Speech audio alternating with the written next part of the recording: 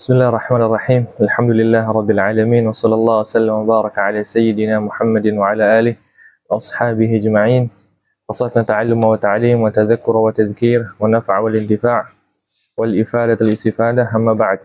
Alhamdulillah kita lanjutkan pembahasan kitab Al-Muqaddimah Al-Hadramiyah. Ada beberapa faedah yang kemarin sempat terlewat. Faedah yang pertama yang terlewat adalah tentang air yang paling suci, yang paling afdol di muka bumi. Sebagian dari kita berpikir bahwasanya air yang paling afdol, yang paling suci, yang paling terbaik adalah apa? Air Zam-Zam kan? Nah, padahal itu bukan yang paling pertama. Yang paling pertama, air yang paling suci, yang paling afdol, yang paling terbaik adalah air yang pernah keluar dari jari Nabi Muhammad SAW. Kemudian yang kedua barulah air Zam-Zam. Kemudian faedah yang terlewat berikutnya adalah tentang hukum menggunakan air Zam-Zam buat taharah dan juga untuk menghilangkan najis. Secara mu'tamad mazhab Syafi'i, ketika kita menggunakan air Zam-Zam buat bersuci, buat menghilangkan najis, maka hukumnya adalah khilaful aula, menyelisihi yang lebih afdal. Lagi sebagian pendapat mazhab Syafi'i mengatakan makruh. Kemudian pendapat yang ketiga adalah mazhab Syafi'i mengatakan ketika kita bersuci dengan air Zam-Zam maka hukumnya haram. Tapi pendapat itu sangat lemah dalam mazhab Syafi'i. Kemudian faedah yang ketiga yang terlewat berikutnya adalah di antara air yang makruh untuk kita gunakan buat bersuci adalah air yang muncul daripada tempat yang pernah Allah murkain. Ketika misalkan ada orang dia bersuci, bertaharah menggunakan air dari negerinya kaum Nabi Lut, makruh hukumnya. Baik, kita lanjutkan pembacaan kitab dari Al-Muqaddimah Al-Hadramiyah. Bismillahirrahmanirrahim. Qala al-musannifu rahimahullahu ta'ala wa nafa'ana bi'ulumihi fid darain wa ghafara lahu wa liwalidayhi wa lana wa liwalidina wa li jami'il muslimina wal muslimat. Faslun fil ma'in najis. Pembahasan tentang air yang najis. Yanjusul ma'ul qalil wa ghairuhu minal ma'i'at bimulaqatin najasah. Pernah kita bahas juga sebelumnya bahwasanya ketika air yang qalil. Air qalil itu berapa qullah? Kurang dari 2 qullah. Atau biasa kita katakan dengan 200 liter. Ketika air yang sedikit, di bawah 2 qullah, dia terkena najis, maka secara mu'tamad langsung najis ya? Langsung najis. Ada misalkan air di bawah 2 qullah, kemudian dia terkena najis, secara mu'tamad tidak perlu kita lihat dia berubah sifat-sifatnya apa enggak. Dia langsung najis otomatis.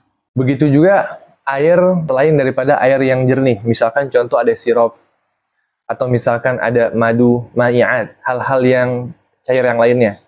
Atau misalkan apalagi susu, gitu juga hukumnya.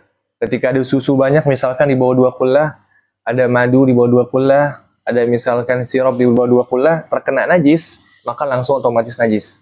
Tapi pendapat sebagian mazhab Syafi'i, ikhtiar sebagian mazhab Syafi'i mengatakan apa? Sebagaimana pendapatnya Malikiyah. Dia mengatakan ketika air sedikit di bawah 2 qullah, maka nggak langsung najis. Dia hukumnya seperti apa? Seperti air kathir, dilihat dulu, ada perubahan nggak? Kalau nggak ada perubahan, berarti nggak najis.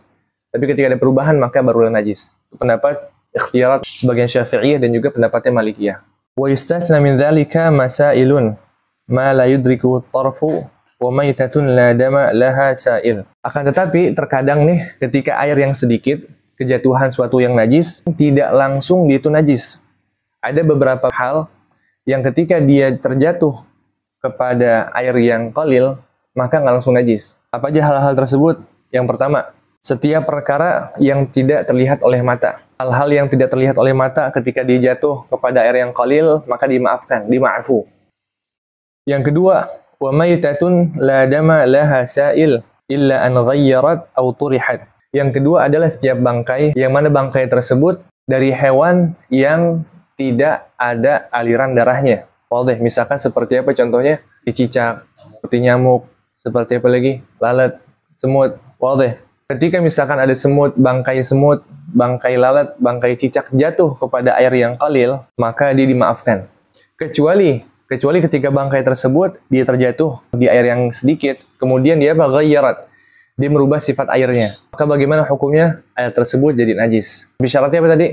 Ketika dia bisa merubah sifat-sifat air. Auturihat, atau misalkan ketika ada orang sengaja dia ngebuang bangkai tersebut ke air yang sedikit, maka najis. Kalau dia jatuh sendiri ini misalkan ada kita punya bak mandi di bawah 2 qullah.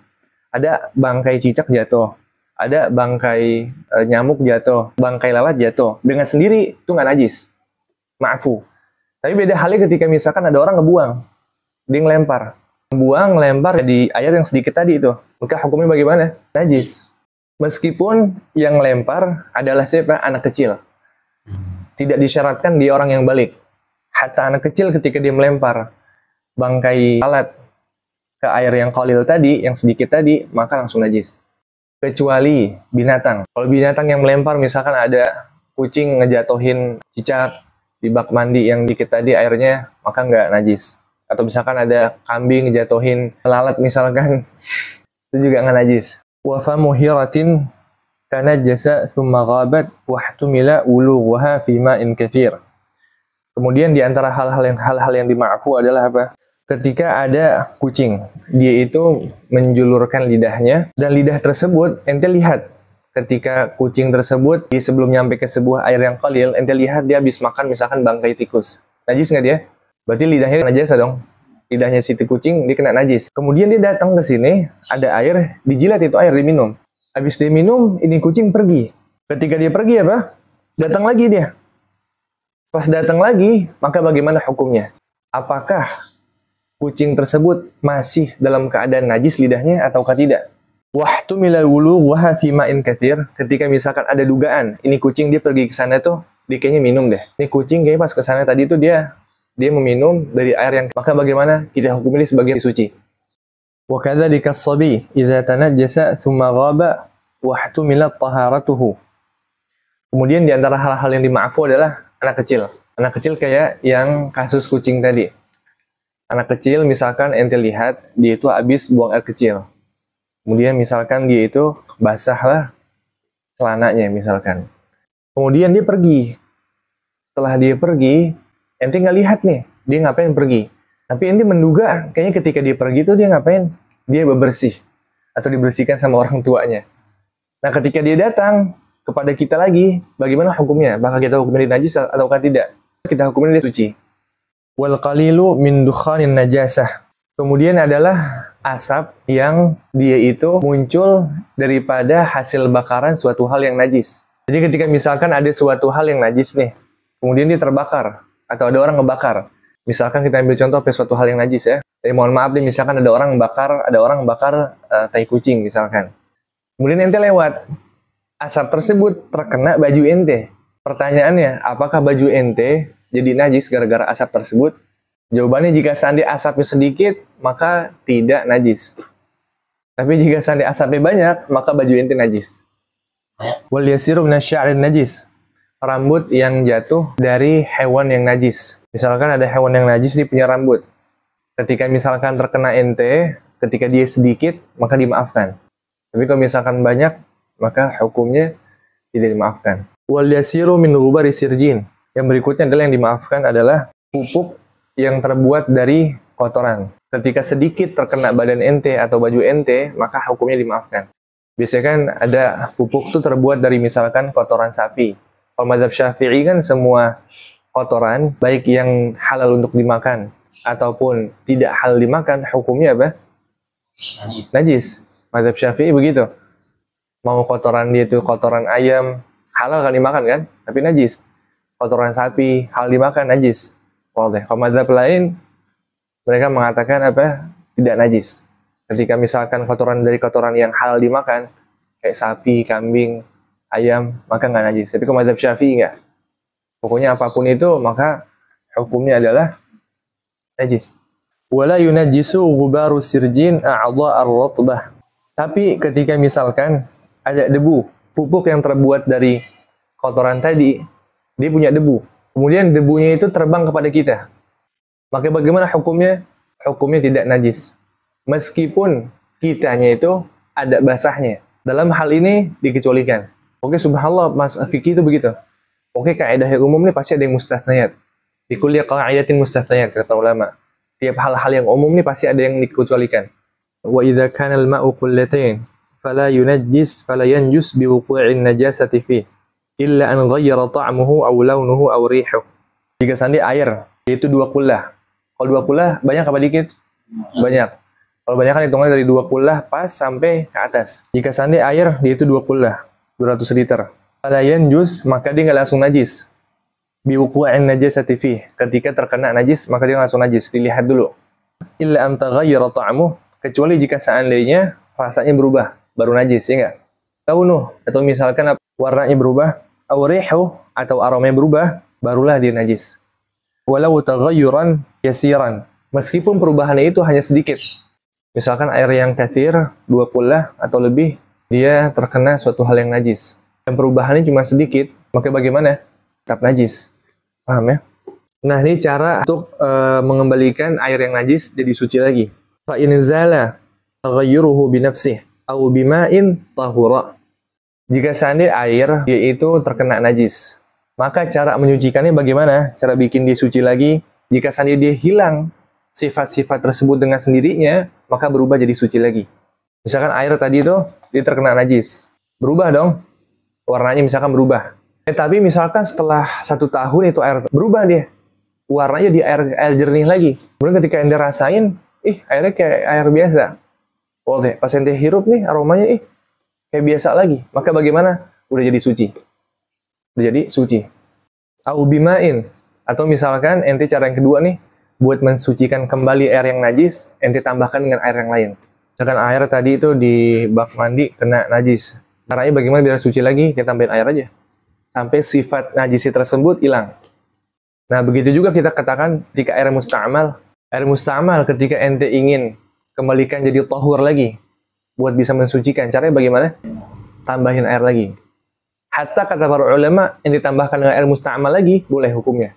Misalkan air musta'mal, ente pengen jadikan tahur lagi, ditambahin lagi pakai air musta'mal lagi.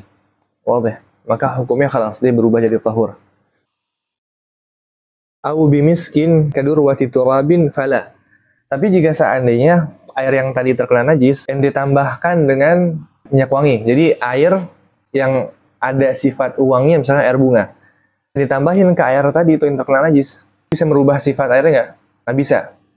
Jadi benar-benar nanti kalau mau ubah air tersebut yang terkena najis agar jadi tahur lagi, buat bisa mensucikan, pakaiin air yang tahur ya, yang tahur yang bisa mensucikan. Tapi kalau yang ditambahin pakai air yang itu air bunga, air wangi-wangian, air yang bukan tahur, maka nggak bisa.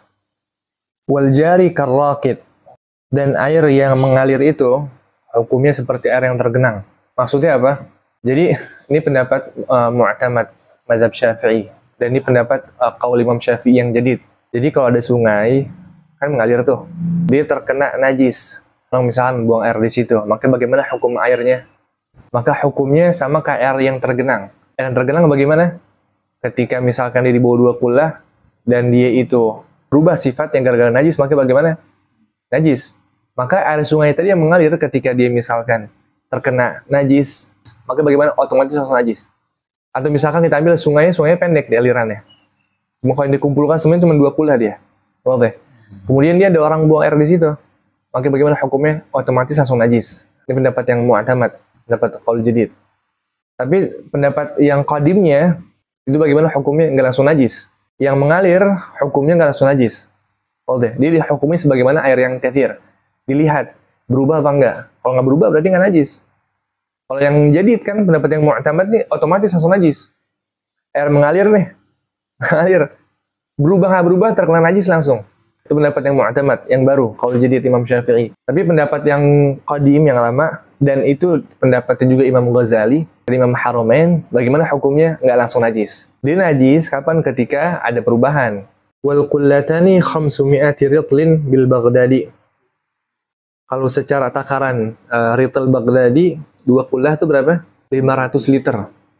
Itu takarannya ritl Baghdadi, bukan ritl zaman sekarang kayak kita. Fala yadurru nuqsan ritlain, dan nggak akan mudarat ketika ada berkurangnya 2 ritl. Ketika misalkan ada air 195 liter, maka bagaimana hukumnya? Dihukumnya sebagaimana 2 kullah. Ketika dikurang-kurang sedikit, nggak apa-apa. Dihukumnya sebagaimana 2 kullah. Wa yadurru nuqsanu aktsar. Tapi ketika misalkan kurangnya banyak, 180, 170, maka khalas, dikatakan dia kurang dari 2 kullah. Wa qadruhuma bil masahati fil murabba' dhira' wa rubu'. Nah, ini cara ngukur. Kita susah nih, misalkan kita lagi berenang, ngukur bagaimana apakah nih air dua kulah atau tidak. Nah, fuqaha gampang nih. Caranya bagaimana kata para fuqaha?